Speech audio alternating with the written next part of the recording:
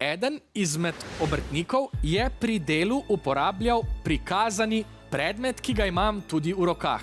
Kateri izmed obrtnikov je uporabljal ta predmet? A je to A.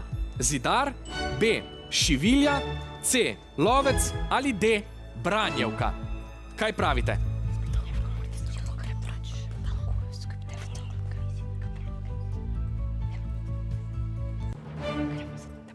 Obe ekipi menita, da je bila to Branjevka. Dovolite, da vam pravilni odgovor kar pokažem. Potrebujem eno dobro zdelano nogavico, oprano, brez skrbi.